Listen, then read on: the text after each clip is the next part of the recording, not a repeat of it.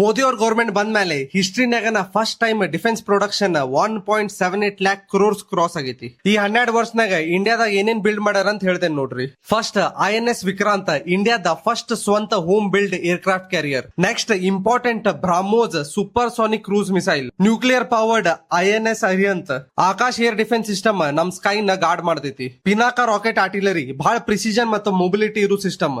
Next Tejas fighter jet HL ನಾಗ design ಮಾಡತ್ತಾರ, ನಮ್ ಬೆಂಗಳೂರಿನಾಗ ಬಿಲ್ಡ್ ಆಗತೈತಿ.